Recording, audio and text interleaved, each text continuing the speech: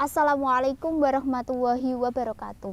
Waalaikumsalam warahmatullahi wabarakatuh. Menyongsong 1 abad Nahdlatul Ulama membumi, sudah tidak dipungkiri lagi bahwa keaktifan Nahdlatul Ulama dalam berkehidupan bermasyarakat sangat penting. Pada kesempatan kali ini, kami akan berdiskusi tentang pendidikan Nahdlatul Ulama yang bertemakan Gandulan Sarunge Kiai. Langsung saja, pada kesempatan kali ini, narasumber pertama yaitu Ustadz Khairul Manan selaku Ketua Tanfidiyah Ranting Bate Alit. Bagaimana Bapak tentang pendapat tersebut? Baik Mbak Fitri, terima kasih atas pertanyaannya, bahwa betul tadi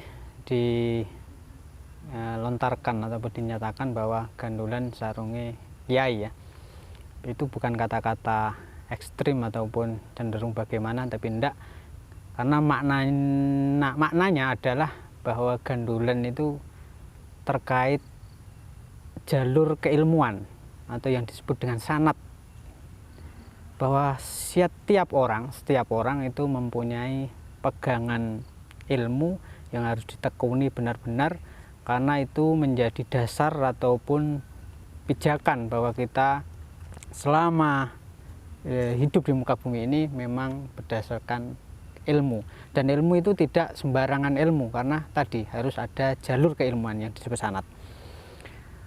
Karena per hari ini mungkin kita lebih cenderung memilih kajian-kajian yang instan, yang dari browsing, Google ataupun yang lainnya ya, kita lebih memilih yang itu. Maka setidaknya kita sebagai organisasi Nahdlatul Ulama mempunyai beban moral untuk itu kita jaga, bahwa ngaji itu yang lebih hari ini kita kedepankan.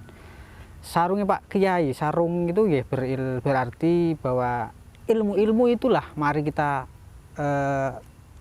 timba terus, kita ambil terus oleh para orang alim, orang-orang pintar gitu Mbak Fitri.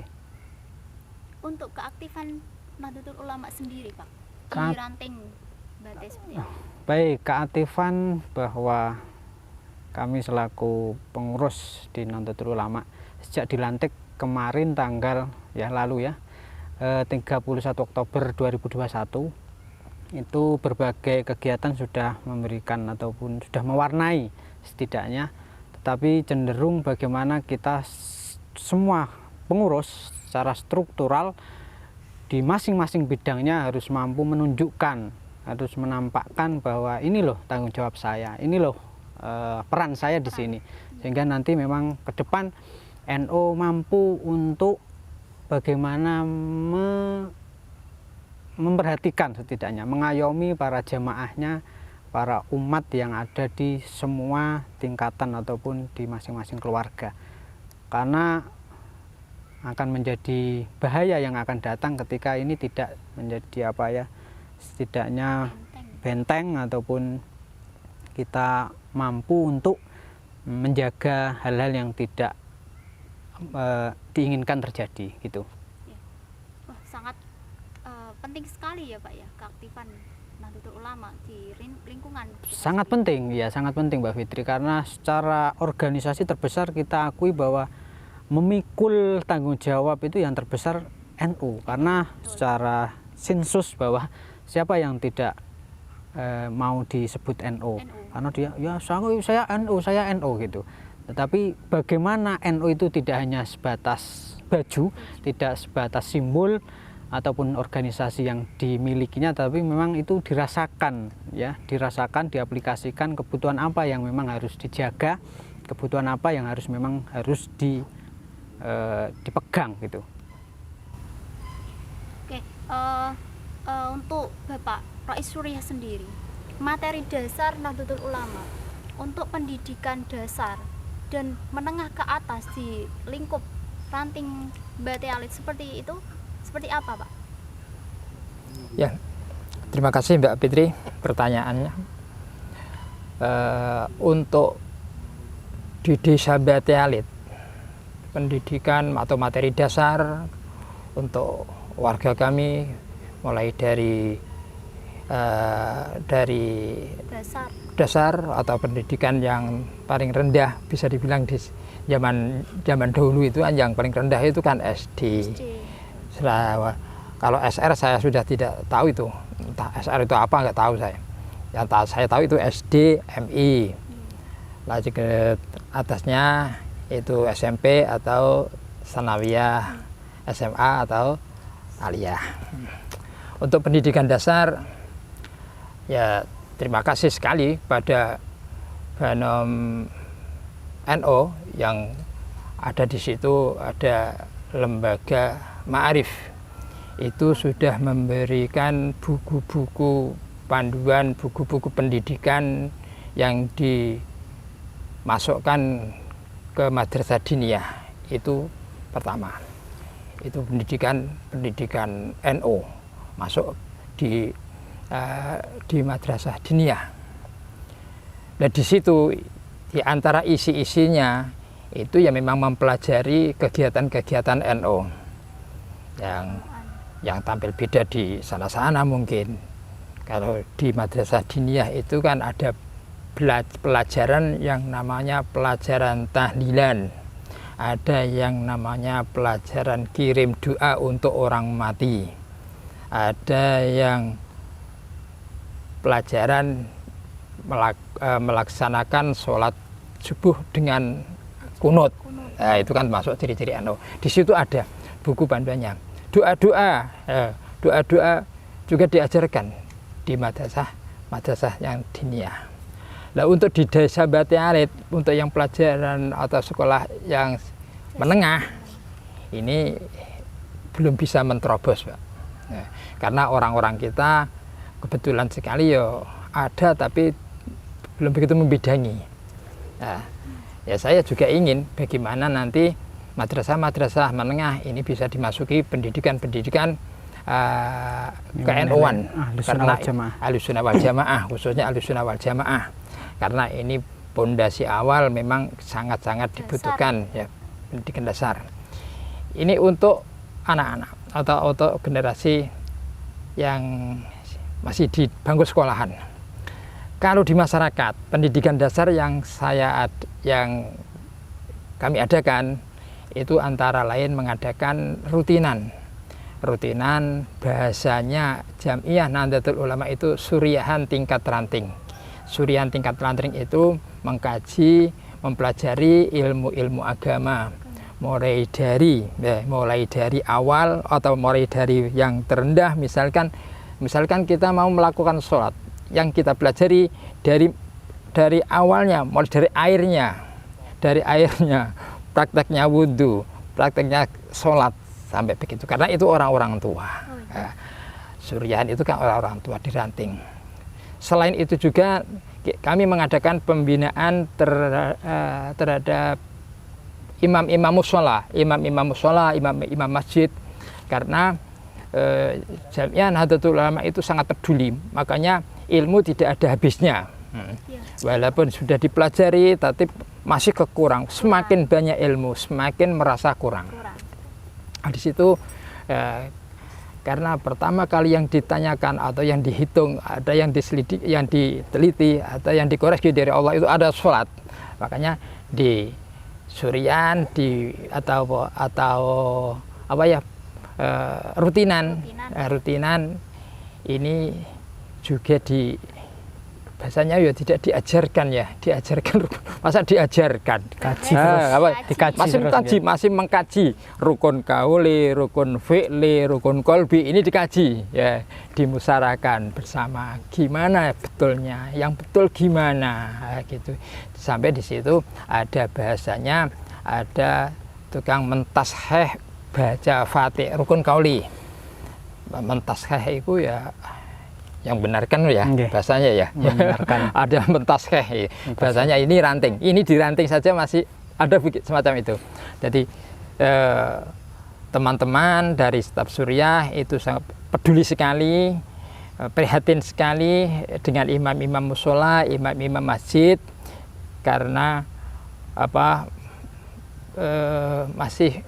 masih merasa kurang tepat, karena tidak sesuai dengan yang dibidangi.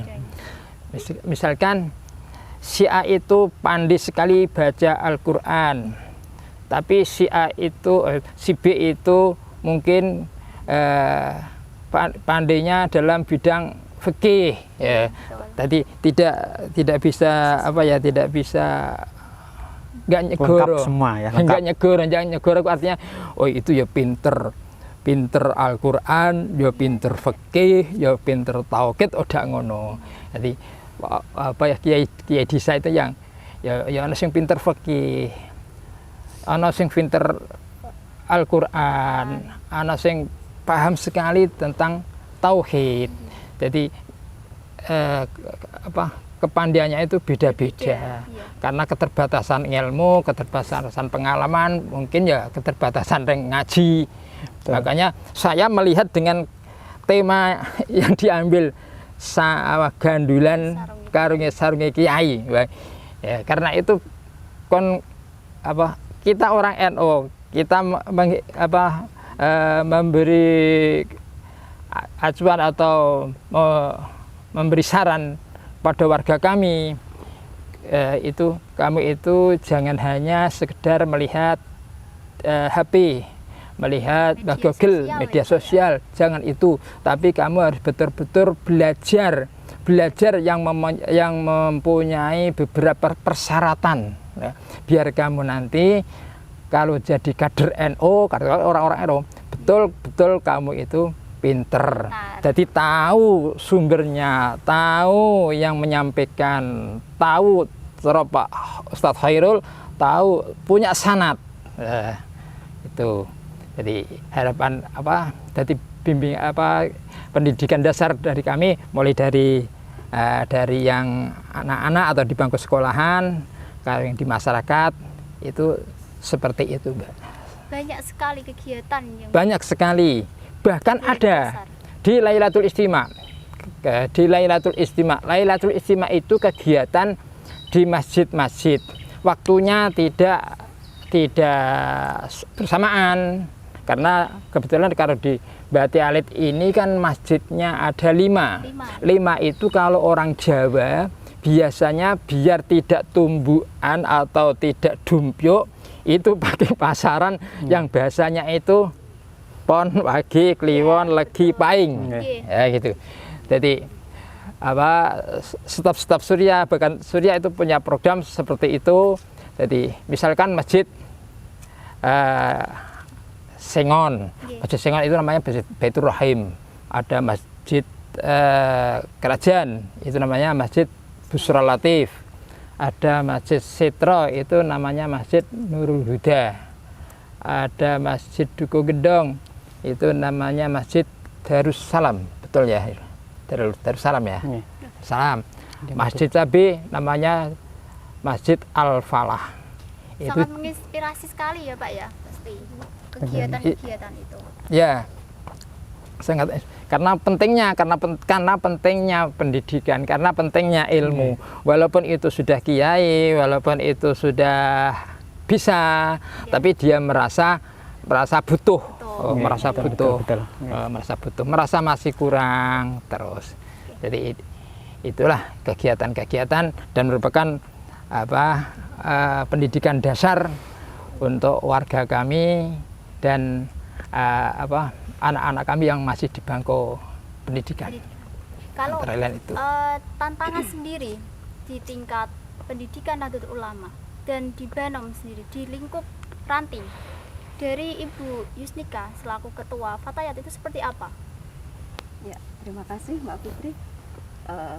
Fatayat ya, ini ibu-ibu muda milenial, karena tahun ini juga periode milenial ya, kita dapatnya periode milenial. Lumayan berat ya, karena lagi-lagi ini media massa, media sosial maksudnya. Kalau NU kan ini ya, ngaji kumpulan itu kan menjadi rutin ya Bu? Ya, maksudnya pasaran. Bagian dari identitas NU ya, kumpulan ngaji, pengajian. Lah Hari ini kita di masa milenial, di masa dengan media online, media ada YouTube, Facebook, juga Instagram juga. Iya, betul. Ini belajarnya ini susah Mbak, untuk kita kumpul bersama ngaji bareng, ngaji sareng Pak Yai ya. Ketemu. Iya, untuk pertemuan saja pengurus ini susah, Sulit ya. sulit. Tantangan. Pengajian ini bisa dilakukan dari rumah. Lagi-lagi tinggal buka HP, lihat Iya. YouTube, Google, mau tanya apapun ada. Ada. Kita sulit menyampaikan itu. Tantangan Kalau untuk berat. banom yang lain, iya, banom-banomnya luar biasa sih. Kita ada sahabat-sahabat dari Ansor, rekan-rekan ITAIR, Ibnu, IPPNU, juga ya. untuk Ranteng Mbak Alet, alhamdulillah mereka aktif. Kalau dari Pak Hairul Manan selaku tadi ketua Tanfidia, tantangan yang paling tersulit itu apa Pak? Tantangan hari ini tadi disebutkan ya, era kita era digital. Digital ya. Itu mau tidak mau kita harus mampu untuk ikut, bukan kok ketinggalan, karena itu sebuah tantangan yang harus kita hadapi. Kalau kita mengutip ungkapan Pak Reynal Kasali ya, itu kan disrupsi adalah sebuah keadaan yang harus dilawan dengan inovasi. Bukan kita mundur alon-alon ketinggalan mereka yang berjalan kencang. Itu tentu bagaimana langkah kita ya, kembali ke NU, kader-kader pun yang muda khususnya harus mampu untuk menerobos ini, karena ini tantangan bukan untuk dihindari, tapi kita harus dihadapi. Bagaimana mampu untuk menerobos itu dengan harus tadi inovasi bagaimana, karena sekali lagi bahwa mari kita manfaatkan digital ini. Kalau memang kita harus butuh saingan atau dalam fastabiqul khairat mungkin ya, berlomba-lomba dalam kebaikan. Di sana ada tampilan YouTube gini, kontennya gini ya, kita harus mampu itu, kita buat. Kita bisa kok, banyak potensi-potensi dari SDM-nya ya. Iya. Cuma kemauan itu yang belum ada, gebrakan ke sana, Mbak. Harus ya, PD itu memang modal utama ya, PD itu kadang bagus, tapi kadang ya ada jeleknya ya. PD. Nggih. Tapi itu harus kita apa ya, kita hadapi bahwa mari kita berinovasi. Kalau dulu sempat kemarin ketika pelantikan semua banom, pelantikan bersama itu dengan tema menumbuhkan kreativitas menuju kemandirian. Tapi hari ini bagaimana prosentasenya? Nggih, ada prosentasenya, tapi walau alam ya. Walau alam itu banget sedikitnya. Kalau diungkapkan di sini kayaknya kok ya jujur tapi kok acur gitu ya. Itu mungkin Mbak Fitri. Iya. Berarti berat sekali tantangan untuk era pendidikan Nahdlatul Ulama saat ini ya Pak ya, sangat berat. Betul ya, kembali tadi kalau memang jamaah dengan populasi yang begitu besar di NU, ya memang mari kita berubah bersama-sama. Tadi dalam surat salah satu Ar-Ra'd ya, surat Ar-Ra'd itu ayat 11 dijelaskan bahwa innallaha la yughayyiru ma biqaumin hatta yughayyiru ma bi anfusihim, bahwa Gusti Allah sendiri tidak akan mengubah sebuah keadaan kaum, keadaan seseorang jika memang seseorang tersebut tidak mau merubahnya. Jadi mari kita rubah, mari kita berinovasi, mari kita menciptakan keadaan yang baru dengan kondisi yang baru. Itu mau tidak mau harus ke situ, Pak. Luar biasa ya Pak ya. Kalau untuk pesan untuk kami dan untuk teman-teman yang lain, bisakah dari siapa? Mbak Yus dulu. Dari Bu Yusnika dulu. Pesan untuk kita kaum muda ini butuh pesan yang banyak ini. Pesan yang banyak, dikit aja ya. Iya, Pesan singkat. Nanti kebanyakan. Iya, karena memang masanya milenial ini dengan media online ya kita menyesuaikan itu. Kita dengan belajar, diskusi bersama. Kita mengoptimalkan media dengan YouTube, dengan Facebook. Kita berdakwah lewat online, bisa kita lakukan. Sekarang seperti itu ya Bu ya. Iya. Tidak boleh berbuat buruk, Tinggalan, tapi harus iya. dimanfaatkan. Nggih. Diambil positifnya. Positif. Kalau dari Bapak sendiri pesan bisa disampaikan?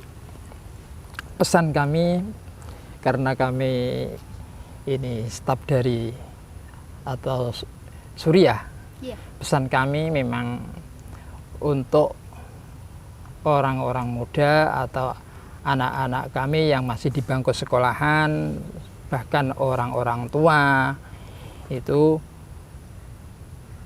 mari kita ikuti ajaran-ajaran dari ulama-ulama salaf. Ulama-ulama salaf, pendek kata, wis melu wis nganut karo guru-guru lawas, guru-guru kuno, kiai-kiai kuno. Kamu jangan tergiur dengan metode-metode yang cepat, metode-metode yang bahasanya itu instan. Itu jangan tergiur. Kita punya resep tersendiri karena orang-orang salaf itu punya resep. Jadi misalkan kamu menuntut ilmu, tuntutlah ilmu itu sesuai dengan resepnya. Insya Allah nanti kamu akan berhasil. Betul. Dan kamu juga ikut bisa mengikuti jejak-jejak ulama-ulama salaf itu. Kalau kamu bisa mengikuti resepnya, antara lain resepnya itu gini: alala tanalul ilma illa bisittatin saumbi ka'an majmu'iha bibayani dzakain wa hirsin wastibarin wa bulghatin wa irsadi ustadzin wa tuliz zamani. Panjang waktunya, lama waktunya. Makanya pertanyaan ulama-ulama salaf itu, kalau ditanya, misalkan saya masih ingat sekali pada waktu itu Gus siapa Rul yang datang ke rumahnya Haji Sami Andru? Gus Roji. Gus namanya. Gus Roji. Ditanya karena dia orang muda. Nuwun sewu Gus, jenengan menika yuswanipun pinten sih Gus? Jawabannya dia, ulama-ulama salaf itu nggak pernah menanyakan tentang ilmu, tentang usia. Karena daripada masih muda, mengapa kamu masih muda kok sudah berani naik ke atas, meluncur sampai ke Jakarta? Mungkin kan gitu. Iya. Bayangannya. Pertanyaannya ulama apa? Pertanyaannya ulama salaf itu nggak pernah menanyakan tentang soal usia. Iya. Yang ditanyakan itu satu, kamu ini murid siapa? Sanad tadi yang disampaikan Gandulan Saringan Kiai. Kamu ini murid siapa? Kamu pernah belajar di mana? Mungkin pendidikan yang favorit zaman sekarang itu ya. Kamu pernah belajar di mana? Terus yang ketiga, berapa lama? Jawabannya hanya itu. Berapa lama? Simple. Yeah. Tapi kalau generasi muda atau kader-kader NU itu saya sering jangan kepencut dengan bahasa instan, banyak yang singkat, banyak yang cepat. Itu jangan, ikuti saja ulama-ulama salaf itu, ikuti saja. Oke. Pak, lanjut dari Pak Khairul Manan sendiri.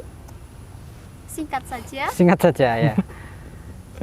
Karena di situasi yang serba prihatin kita ya, mulai anak-anak itu pegangannya digital sudah mulai tanpa kendali, kontrolnya juga susah oleh orang tua, kemudian fenomena sosial baik perceraian yang ada di Jepara khususnya, ataupun pertengkaran apa-apa ataupun pekat yang hari ini menjadi masalah juga, penyakit masyarakat mulai minuman-minuman itu ya. Iya.